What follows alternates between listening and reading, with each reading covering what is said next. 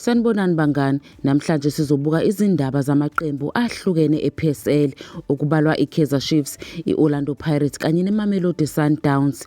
Ngiyabonga ukubuya kwenu kule channel. Ngicela upress ulike, ucommente, lokho kuzosiza kakhulu. Asingene endabeni. Umdlali weKaizer Chiefs oAsanele Velebayi uzwakalise ukubongwa ngokothenjwa kwabo ngumqeqeshi uFernando da Cruz, yena kanye nomngani wakhe omkhulu lokuBatman ekuqaleni kwesizini. Ngemuva kokusebenza kanzima ngesikhathi samalungiselelo esizini, laba badlali abasha bathola amathuba okukhombisa amakhono abo ngaphansi komqeqeshi waseFrance owaziwa ngendlela afuna izinto zibe ngayo, ngeqiniso kanye nokufuna ukuthuthuka njalo. Ubuhlobo babo obude baqala ngesikhathi besesikhungweni sentsha se-Ajax Cape Town, okwenza uBatman ashaye igoli lakhe lokuqala kwiChiefs benqoba iSekhukhune United. Lokho kube ngumzuzu onencazelo ejulile kuVelebayi. Leli goli lasiza ekuqinisekiseni ukunqoba okwaphakamisela amakhosi esicongweni seBetway Premiership ngaleso sikhathi. UVelebayi uchaza uBatman njengomfowabo, ephawula ukuthi ukubukela umngani wakhe ezuza leyo ngqungquthela yokuvalela igoli kwezwakala kumnandi sengathi uyena oshaya igoli lakhe lokuqala. Njengoba isizini iqhubeka, umqeqeshi ubonakala ezimisele ngokunikeza ithalente elisha elisakhula inkundla inqobo nje uma lihlangabezana namazinga akhe aphezulu nesibindi enkundleni.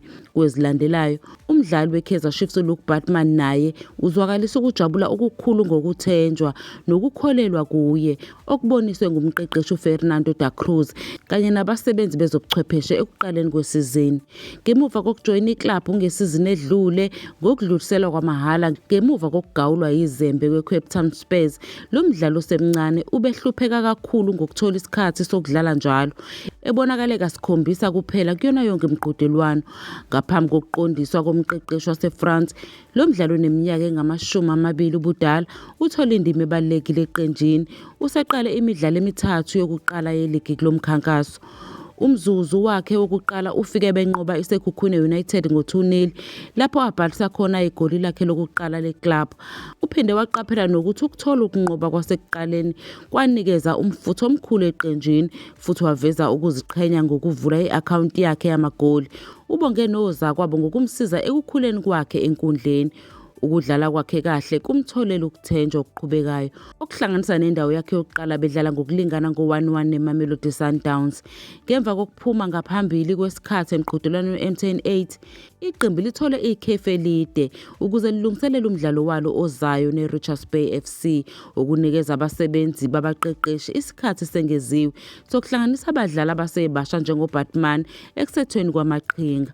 Ezilandelayo umdlalo wasemuva weKaizer Chiefs uAnaso Miguel ugcizelele owayengumdlali weqembu Aiden McCarthy njengesibonelo esihle sabadlali bebhola abasebasha kulo lonke elaseNingizimu Afrika ngemva kokushintshela kwakhe eneminyaka engu-22 ubudala kwiSaba FK.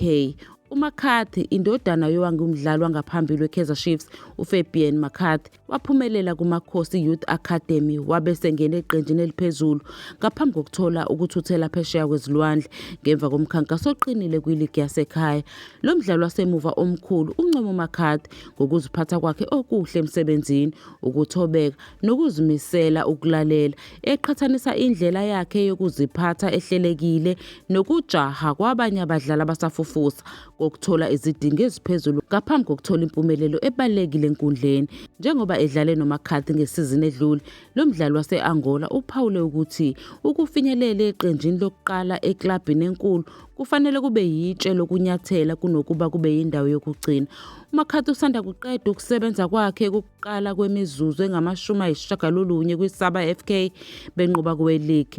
Abadlali abadala eqenjini lakhe langaphambili amakhosi bancoba umbono wakhe ocacile nokuzimisela kwakhe ukufuna ukukhula okuqhubekayo, ebeka ukuqhubekela kwakhe phambili ebholeni lase-Europe njengobufakazi balokho abadlali abasebasha abagxilile abangakufeza lapho behlanganisa ithalente labo nomqondo ofanele.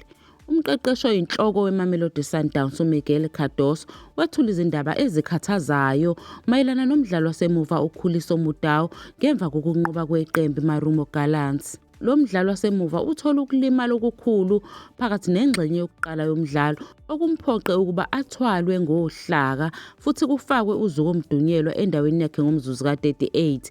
Lokhu kulimala kuphazamise ukusebenza kahle kweqembu lapho umqeqeshi evuma umthelelo omkhulu ozoba khona ngokungabibikho kwalo mdlalo eklabhini kanye naseqenjini lesizwe.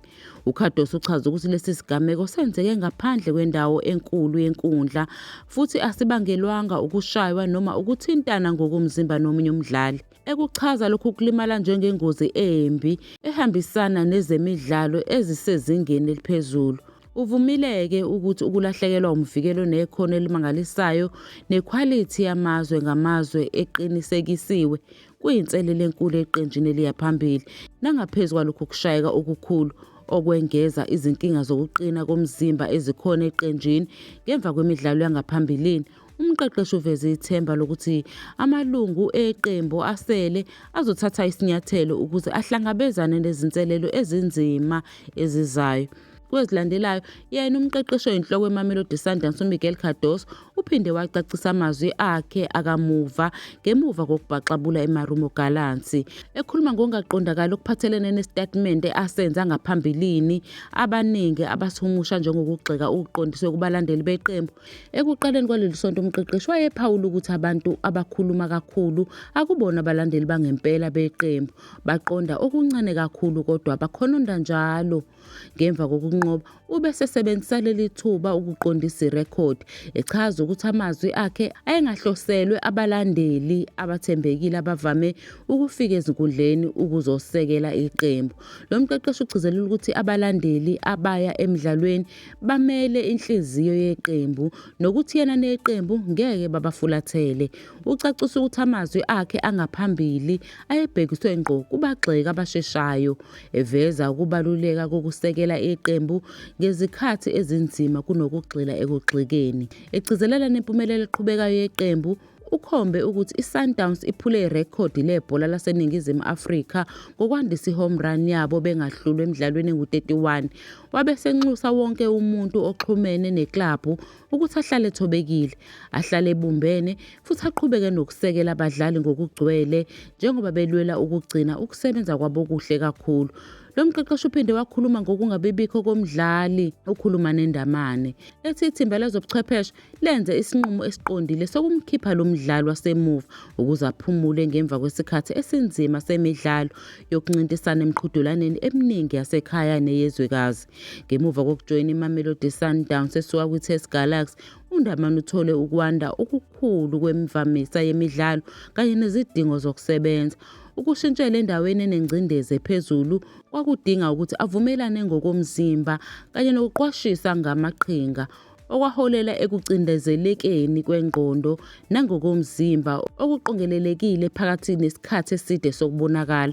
Babe sebeqaphela izimpawu zokukhathala kulo mdlali kanye nomthelela wakho ekwenzeni izinqumo zesikhashana, isikhathi sokuphendula kanye nokusebenza kwezobuchwepheshe enkundleni. Abasebenzi bezobuchwepheshe base bekhetha ukumnika isikhathi sokuphumula. Lesi sinqumo sihlelwe ukuze simnike isikhathi esanele sokululama nokuvimbela ukulimala noma ukukhathala okungenzeka kube khona isikhathi eside. Nangaphezu kokubhekana nezinselelo ezijulile emgqeni ukuzivikela ngenxa yokulimala kwamanye amalungu eqembu, umqeqeshi ugcizelela isidingo sokushintshana kwabadlali kuleli qembu. Abasebenzi bezobuchwepheshe bagcizelela ukuthi ukubeka phambili inhlalakahle yabadlali kanye nokuqina komzimba isikhathi eside kubalulekile kulondolozeni amazinga okusebenza nokuncintisana kulo lonke ikhalende lebhola. Sesivala umdlali we-Orlando Pirates uDaniel Msendami uzwakalise ithemba lokuthola isikhathi sokudlala njalo ngemuva kokuvula i-akhawunti yakhe yokushaya amagoli kulezi zinkonzo zaseSoweto.